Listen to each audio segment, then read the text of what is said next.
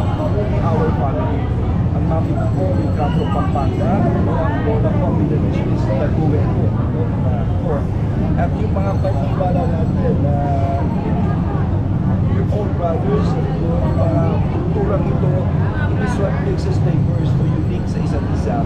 Pero inaakap natin lahat ito di ba? Kaya mga kulay ang kulturang Pilipino. No?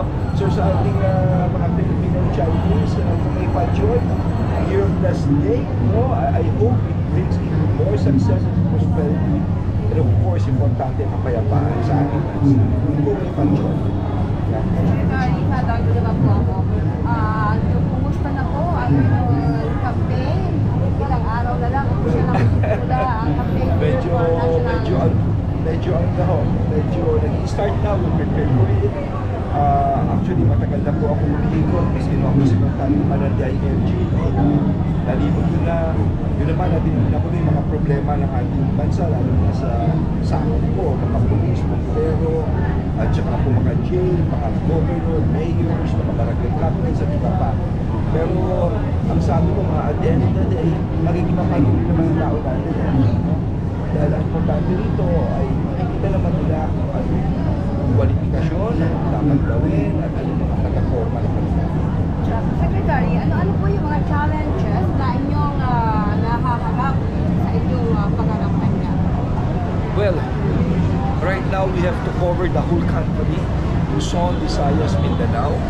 We're talking of 80 plus provinces, thousands of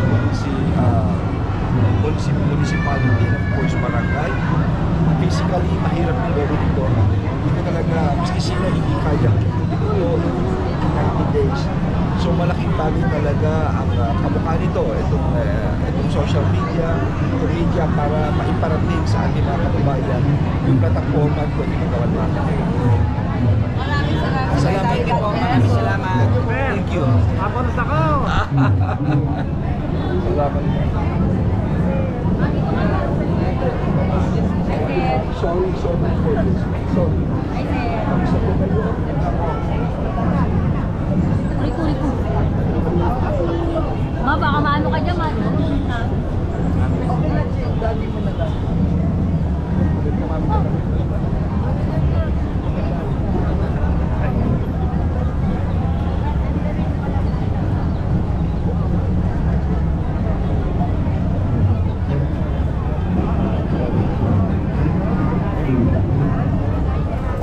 Konting tulong lang ito.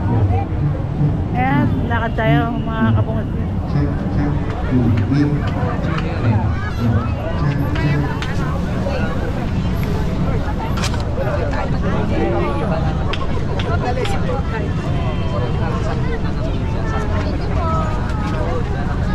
Tayo sa Plaza.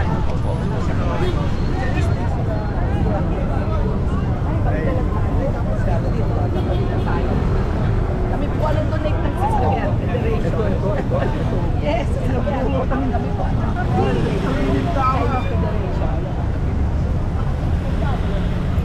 Look, check, look, check, look, check, Buti napaaga kayo. Hey, patuloy po!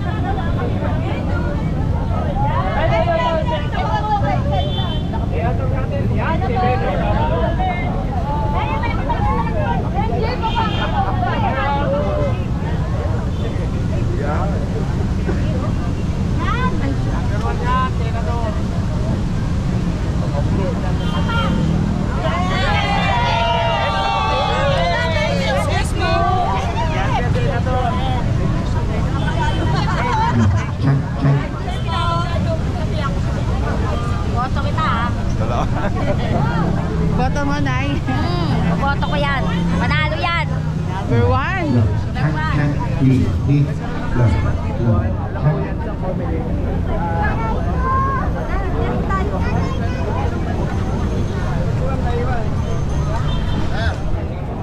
kayo? Ha? Kita ko sa ano?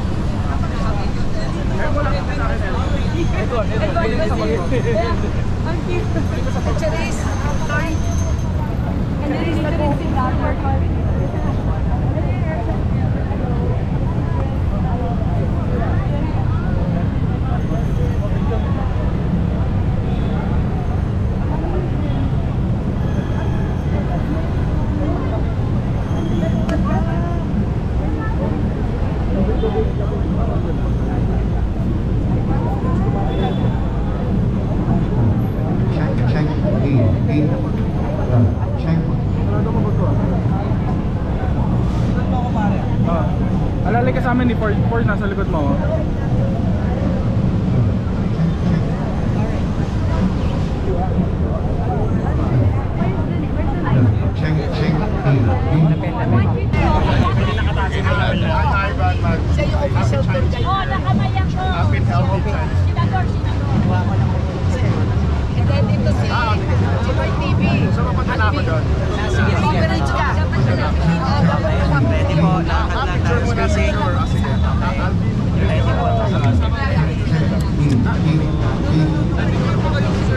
Audio, okay? Ready?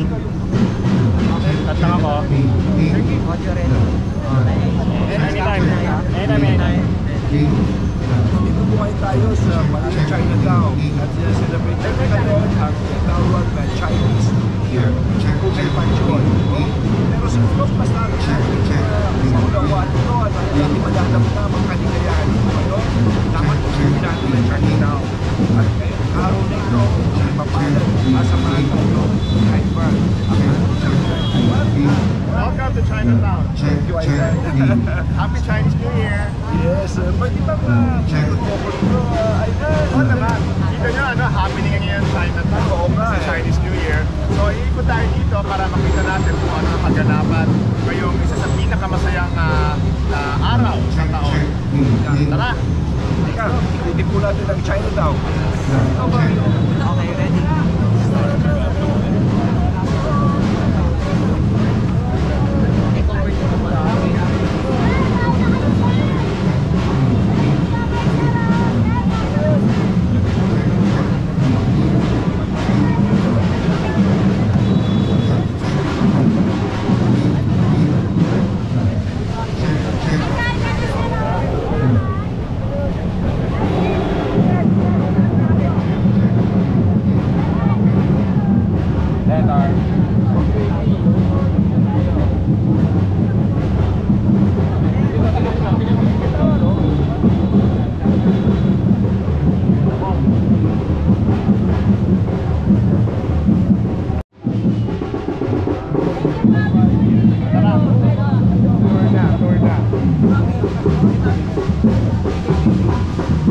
Ito yung plaza natin. Aztec, oo. Ito yung Binondo, Makataytayan. So, ito yung sentro. So, Chinatown.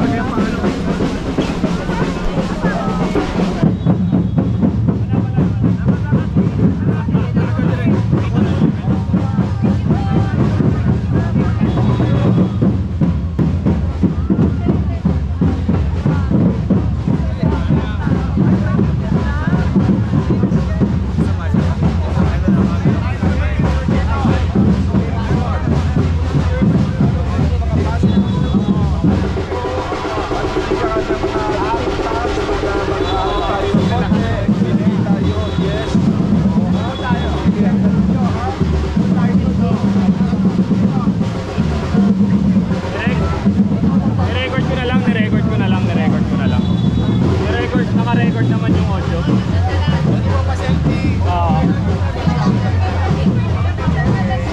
Lilinisin na lang. Ito, ako din Ferdi yan.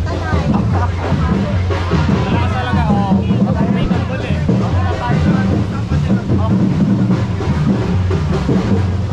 Kalihan, mga ganito, mga basketballs, ito yung nagpapasigla. Pag-ingay, pakulay sa plaza. Pero yung 200 years na ito, pag-monitor mo, talaga pumunta kasi ako bago pa lamang. Siyempre, Chinese New Year, kailangan ng ingay. Kailangan ng fiesta. Bakit kailangan ng ingay? Siyempre, ang ingay parang fiesta. Diba? Pag meron namang Pwede na. Hindi dahil na hindi maingay, diba? Hindi ba nag-a-attract ng mga swerte yan o nag-drive away ng mga Pang ano daw, pagtaboy daw sa mga masasamang ano, yung ayaw natin. Saka masaya. Oh. Masaya siya. O tara, Sek, na tayo sa ibang part ng plaza. Hindi natin sa ibang part sa plaza. Nakakuha ka pa. Video tayo, Jer.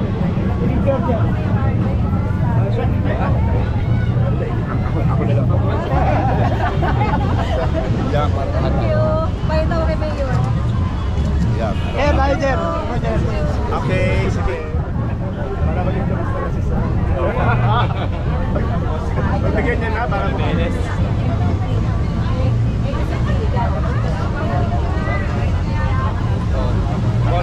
Sek, doon tayo po. Tayo ro. Yes. Pili mo. Thank you po. Okay, let's go. Last na. Okay, Sek. Yung dito sa Dragon, okay na. Pero yung ano lang. Mr. Mouse.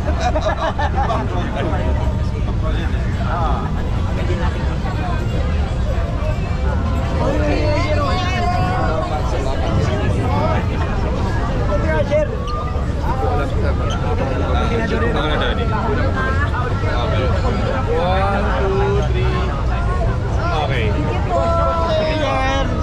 Sige. Ako na. Kuha lang po kayo lang. Ayan. Teka. Sakay na tayo. Wala pa. Baliktad yan. Sir. Last na. Happy New Year, sir. New Year.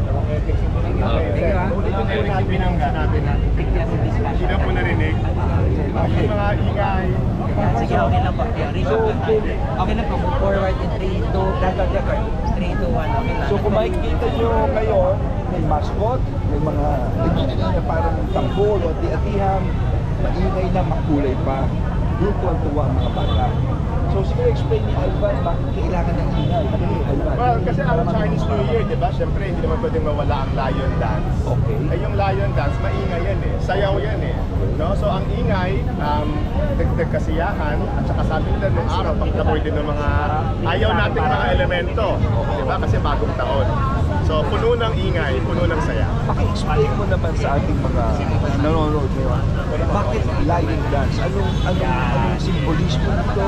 Ano ka-importante ito sa celebration? Ang lion dance kasi, ano siya, simbolo ng tinatawag na auspiciousness. So, syempre, gusto natin bagong taon, gusto natin maganda ang pasok. Okay. No? So, maganda ang simbolo ng leon sa kulturang Chino. No? At syempre, kasama na rin dyan yung may sayaw, at saka makulay siya, pampasaya talaga. At pinapractice siya, di ba? Pinapractice siya, no? Acrobat yan. Hindi yan Acrobat basta, yan. At gano'n. mahirap ang gawin yan. Mahirap gawin yan, no? Dahil nakagano'n kaya, nakabend ka, di ba? Tapos minsan nagbubuhat pa sila. Oo. So meron ding dragon dance na mas mahaba, meron ding lion dance na mas maikli. Okay. So, yun ang mga elemento ng Chinese New Year. Okay, so tara po tayo sa aming simbahan. Ito tayo lang. Ito muna. Kita nyo lang ito. Ito, nakita ko lang ito. Ito. Ayan o, siguro ni... Ito yung live and market namin. Oo. 37 siya. Na bitay sa Japan, no? Tapos ito yung ginawa home 1987 unveiled. So 13 plus 25, 38 years na ito. Itong monumento ito. But what is important is San Lorenzo Ruiz, maski hindi siya pare, he died for his faith. Siya ay namatay na talagang pinaglaban niya ang pananampalataya niya. Kaya siya naging santo. No? Napaka-importante po nito.